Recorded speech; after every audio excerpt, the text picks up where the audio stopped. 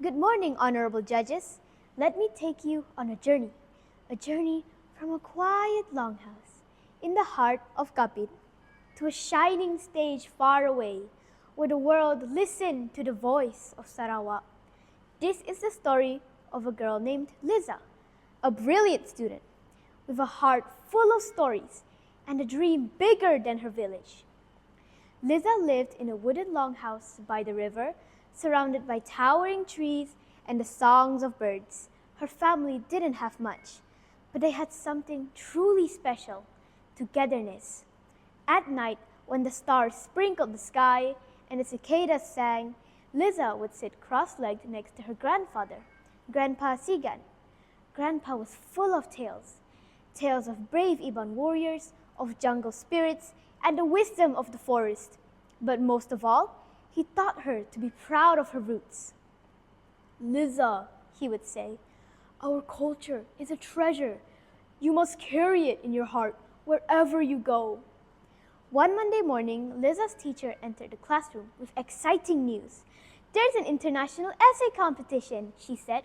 "The theme is My Culture, My Pride. The winner will be flown overseas to present their story on stage." Liza's eyes widened, but her smile slowly faded. "But I'm just a village girl. My English isn't perfect.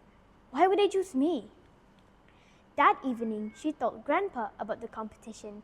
He chuckled, slowly patting her head. "Liza, your words don't need to be perfect. They just need to be honest. Right from your heart. The world needs to hear your story."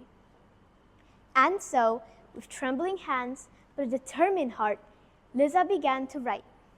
She wrote about the longhouse, where everyone shared meals, laughter, and even sorrows.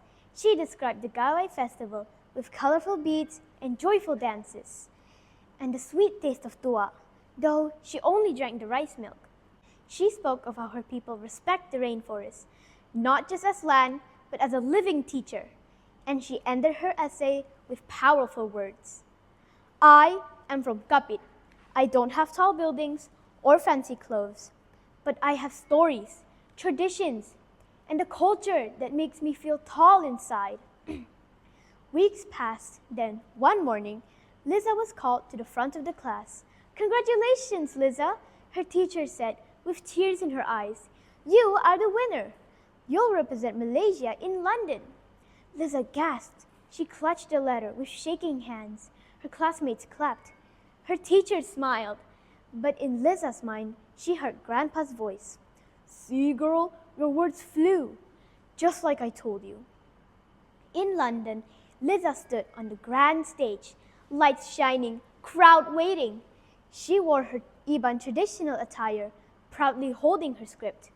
With a deep breath, she spoke. She told them about Sarawak, her people, her culture, her home. As she spoke, the audience leaned in.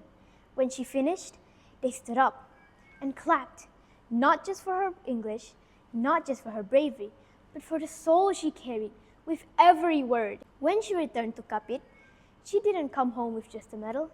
She came home with a mission: to keep telling stories, to inspire others, and to shine a light on Sarawak's hidden gems. She visited schools, helped friends with writing, and told every child, "You don't need to come from a big city to do big things. Your culture is your superpower." And that, dear friends, is how a girl from a humble longhouse became a voice for Sarawak on the international stage, because brilliance isn't about where you come from. It's about knowing who you are and sharing it with the world. Thank you.